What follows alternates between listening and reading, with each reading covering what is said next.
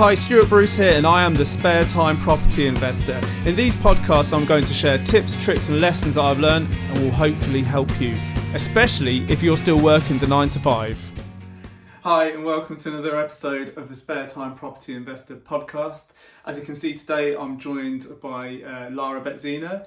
She's an interior designer, she's the gold leaf queen, and she's also my wife. So for this episode, we thought a good subject to discuss is how to do a kitchen revamp. So I think, like when we look at properties and properties we've done up,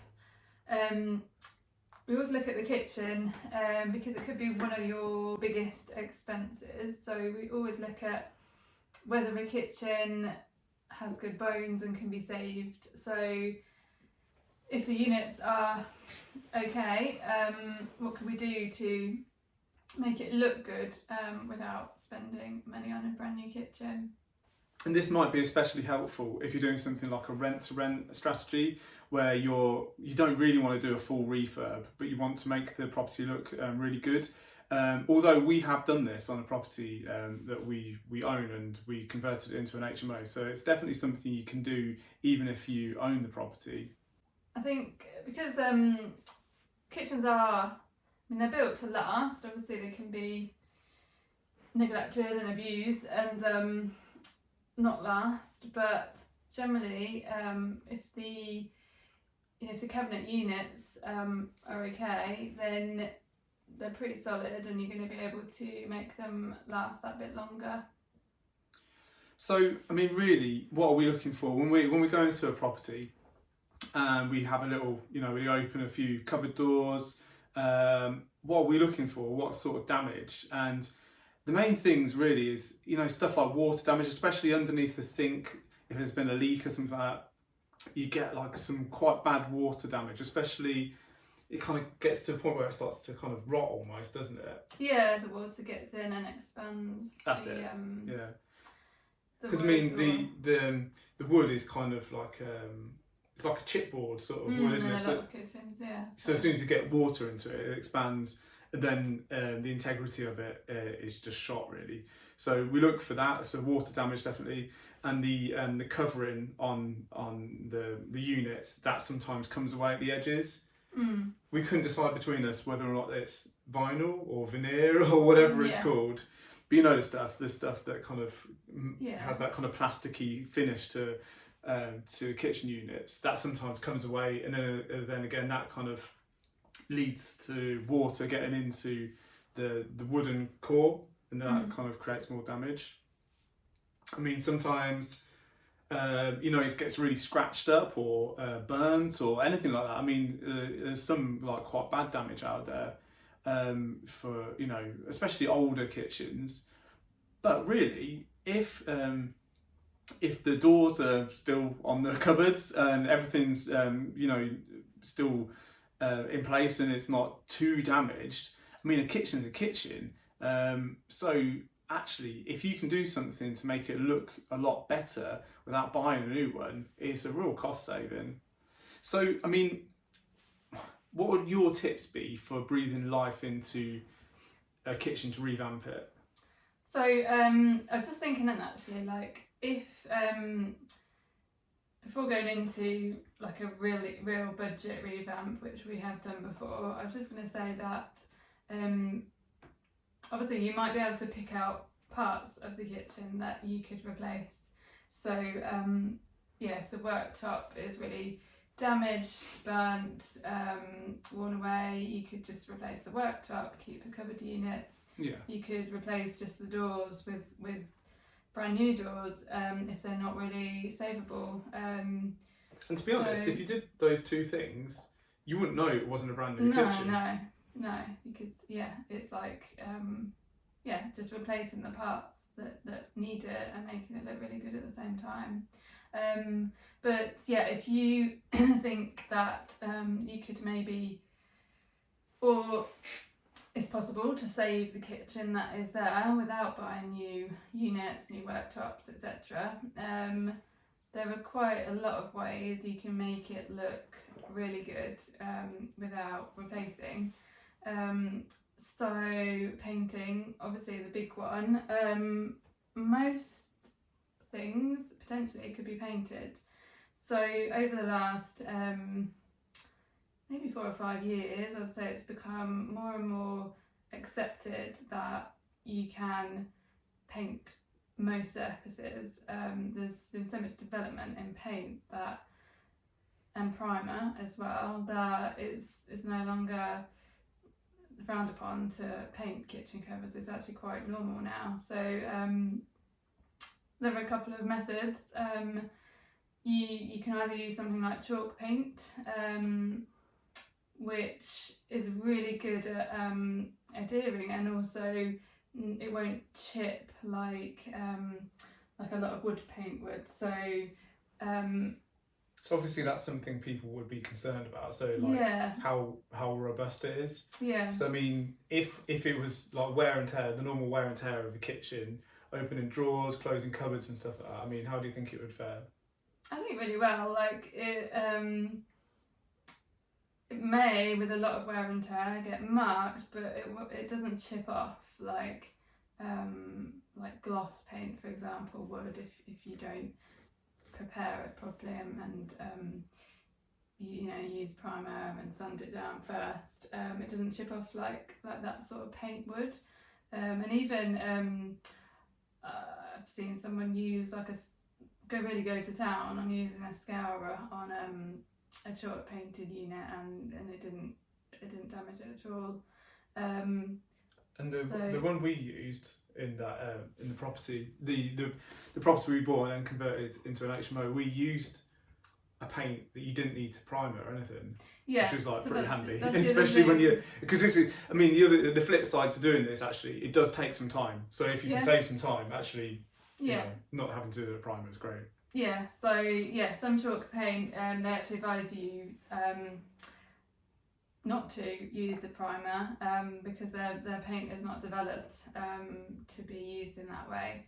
You can do, but they won't sort of say that's the best way to use it. So just a good, you don't even need to sand.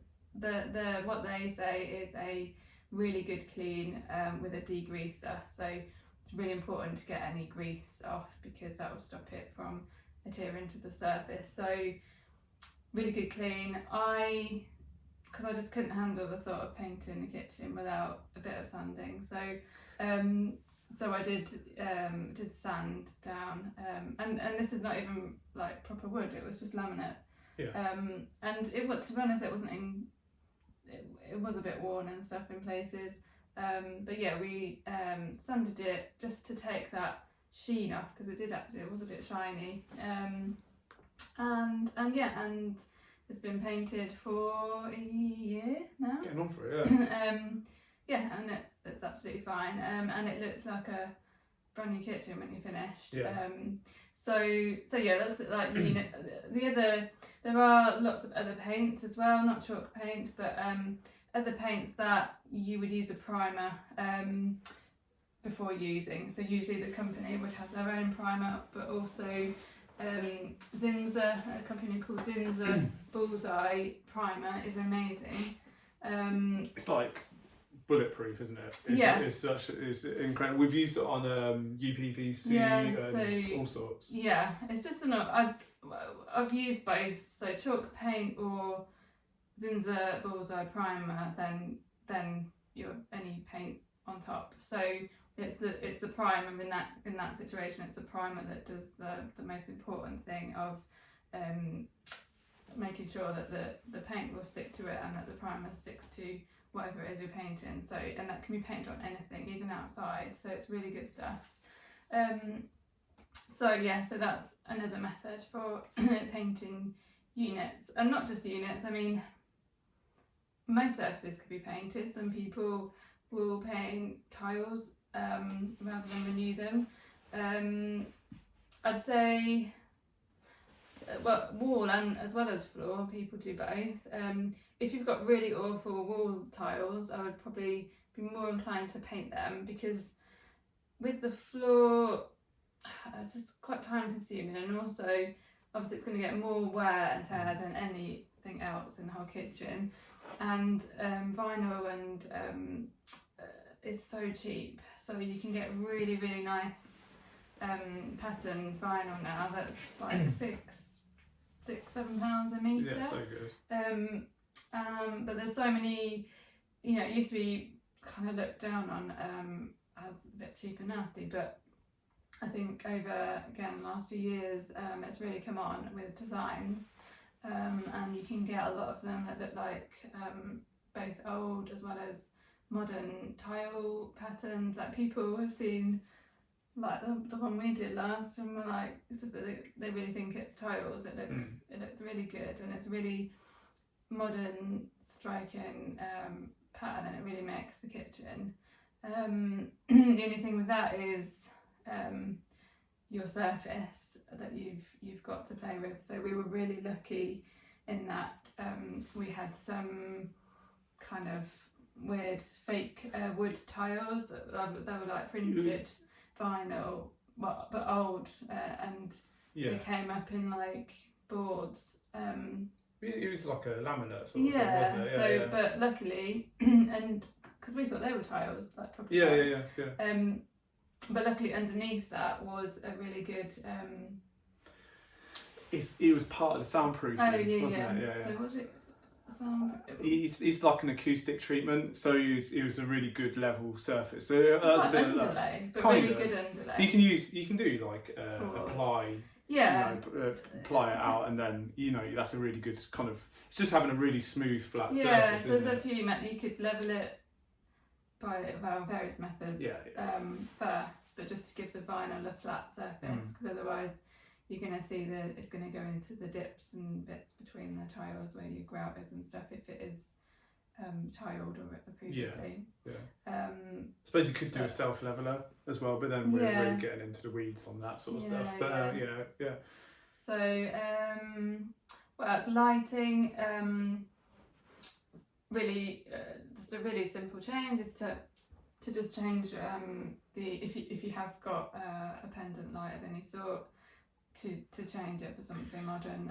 But also a lot of the real big thing that lets a lot of older kitchens down are those strip lights.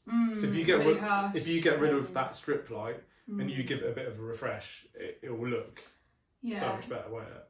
Yeah. Because they're horrible things. Yeah, and you can pick them up from so many high street. Matalan, really good for really reasonable, kind of up to date lighting, and so that's quite an important one. And then renewing the smaller things like handles on cupboards, going for something just that looks nicer and that fits in with the whole scheme. So if you're going for maybe brass finishes, you might want brass gold handles, or just to think about the overall scheme. And also tap, same thing, like just a bit of an old manky tap, it might work absolutely fine and you think, well, there's no point replacing that, but for 30 quid you can renew it for something that just looks really slick and modern and fits in with the whole look of the kitchen. There's something about the handles as well, because a lot of, especially cheaper kitchens,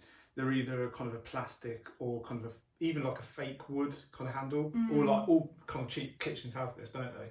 So if you just get a load of relatively cheap metal handles, put them on a newly painted door, it looks like a new. It just looks new, and it looks so much more expensive because you're instantly taken away from that kind of original kind of a bit cheap and nasty kind of feel. So it's so much nicer, isn't it, when you get some new kind of handles on them. And it's like with the tap as well. I mean, like Lara was saying, it might cost you 30 quid, but again, if you, I don't know, like if you replace just like a really bog standard chrome tap that has been there for ages, it's got a lime scale on it, it looks crap anyway. If you replace that with like a black tap or something like that, again, it all kind of is congruent with the kind of look of a new kitchen. So then it just makes it feel a lot more kind of done and ready and nice. Yeah. So pick the things that that really let it down and need renewing, but just to give it that overall look, that's gonna. Yeah, and that's the other thing as well, because it kind of, obviously you have to have attention to details, make sure the paint looks good, and you make sure that all these little nice bits and pieces are there and they look good. But it's kind of, if the overall look is fresh, it's new, it looks a bit more expensive, that's kind of the biggest part about it, really, isn't it? Yeah, but don't let one little thing let it down, I'd say. Yeah. Well, you want one like nicely painted black tap, nice new metal handles, then a strip light, because it would just look crap. Yeah. Or the really old extractor hood that is just so covered in grease that you've got no chance of saving it. So again, what are they, like £30-40? It wasn't even that. It was so cheap. And you can replace them so easily. And they're just that shiny new look. It just, brings out. What it was so in that property, the filter was so dirty, and we washed it and we washed it. We used oven, the bag thing that you put it in with all these awful chemicals, probably that are meant to get every bit of grease off, but it didn't even touch it. And we couldn't get, because there was no brand anywhere on this cooker hood, so we couldn't find replacement filters. So our electrician was just like, just get yourself a new one. So we hadn't thought of it, and then we went a bit over the top. We're trying to we were just trying to keep penny pinch a little bit and make everything okay. But you got to renew some bits. Yeah. The other thing, just if you happen to have any white tiles or any tiles that may go with black grout, so more of that like industrial kind of look with white tiles with black grout rather than all white, it just makes that,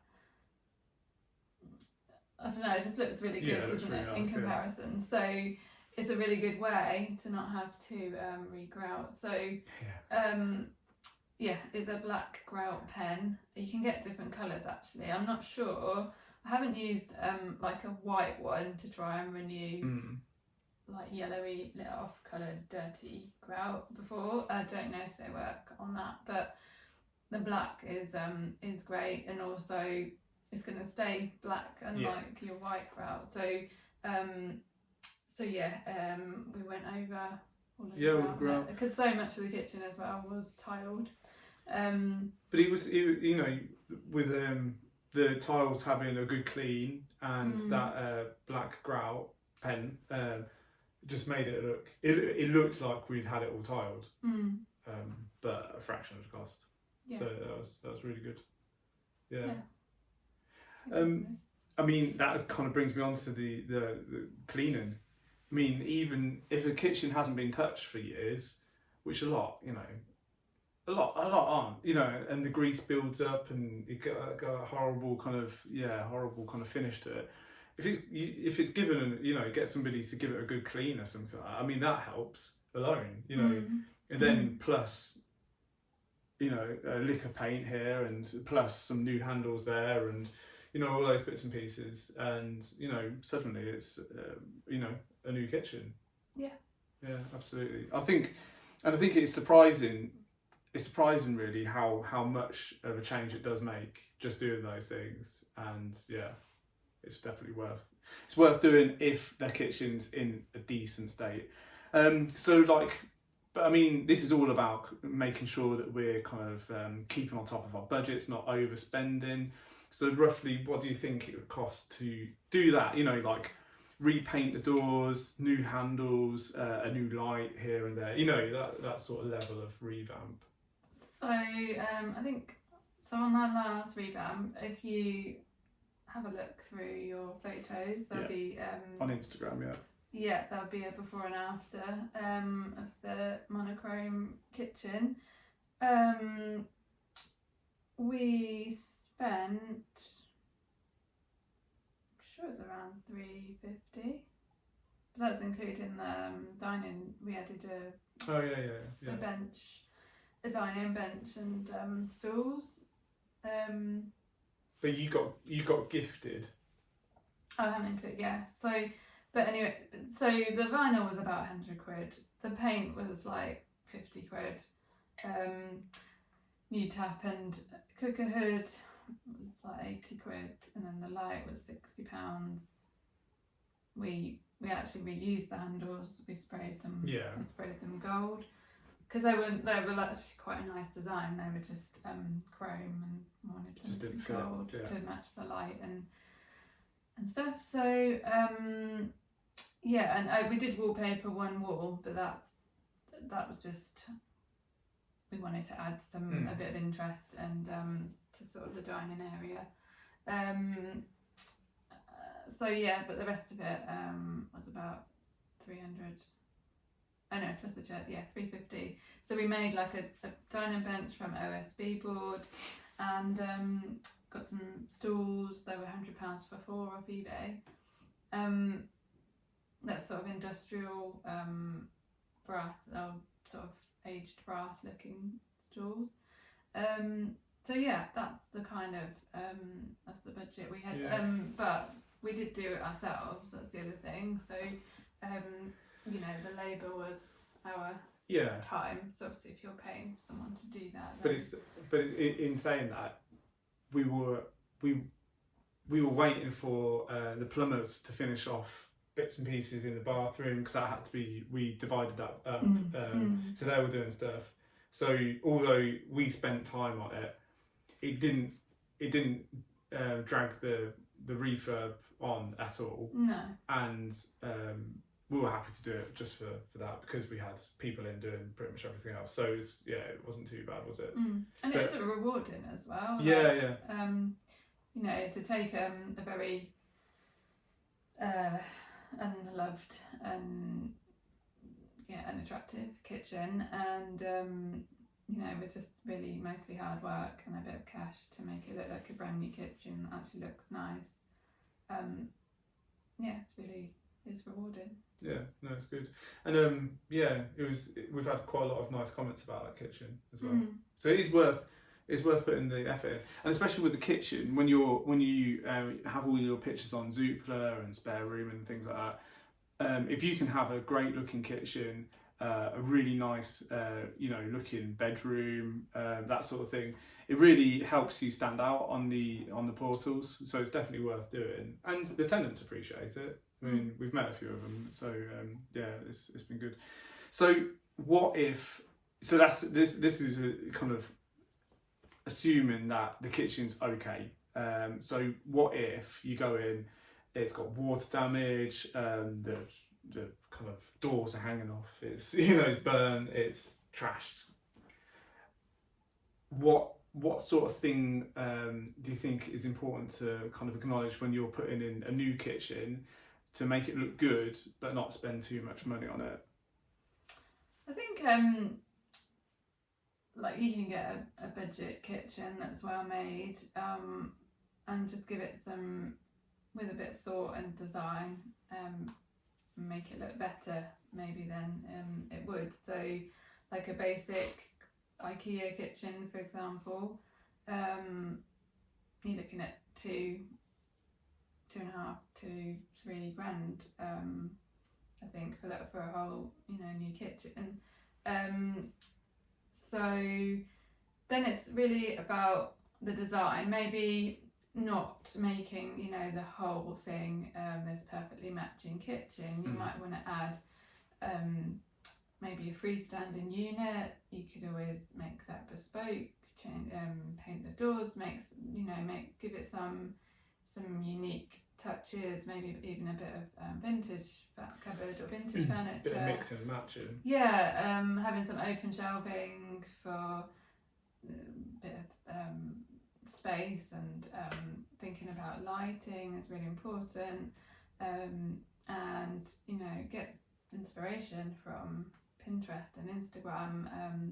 So much out there now for just really simple, cheap ideas with paint or paneling, or OSB board, cheap materials that you can bring to give it a bit more of a unique modern look that will just add to that overall design and not make it too boring. One of the things I think is really key is when you I always think is when you go to somewhere like IKEA, for instance, if you just take it off the shelf and put it into your house, it's going to look like an IKEA kitchen, isn't it? Whereas if you take the kind of the basic kitchen, add a few bits and pieces, have a completely different looking floor, have some different bits, I don't know, like maybe even throw in like some handles that IKEA don't provide or whatever, it all of a sudden isn't obviously an IKEA kitchen or whatever, Wicks or Howdens or whatever. And then by mixing it up a little bit, it elevates it. Yeah.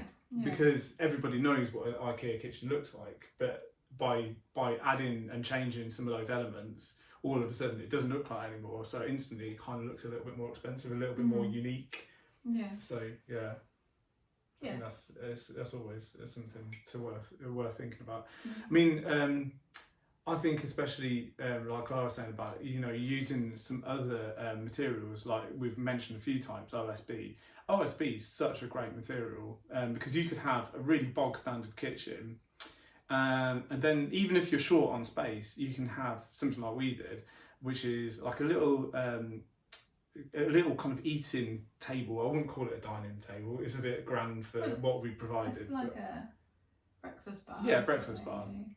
But this breakfast bar is just OSB and a couple of legs, hairpin, hairpin legs, and then the other side of it is attached to the wall, so it's dead safe. It's dead, it's not going anywhere. And then you've got the kitchen there. But by blending those elements, it just looks so much better, and it looks like somebody's put some time and effort into designing it. And by doing that, you also make it, I don't know, people I think appreciate living somewhere where somebody's put some thought into the design. And if you've got, if it is more of a kitchen diner and you've got maybe one wall without units on, don't just leave it plain, don't leave it white, or add something interesting to it, whether that's, it could be a mural or some stripes or some words or so many clever ideas around, and it's so cheap and easy to do. It just takes a bit of thought, really. One thing we haven't discussed as well, some plants. I mean plants are, if the tenants, you can even use fake plants, to be honest, but if the tenants normally is somebody in the house, if it's an HMO, it's normally somebody in the house who's happy to like water a plant now and again. But it just makes, again, you put more effort into it, it looks much nicer just having some plants around and things like that. IKEA do some great real and fake plants as well. They're really reasonable. Yeah. So hopefully there's some ideas there that you can use, especially if you're looking at houses at the moment and you're trying to make your numbers work. Maybe spending all that money on a brand new kitchen is something that would tip it, but if you can just revamp it, it might work for you. It might actually be a deal. So hopefully there's something there that you can go away and use. But for now, that's it from us. Thank you for joining us. Thank you. And I'll see you again next time. Cheers.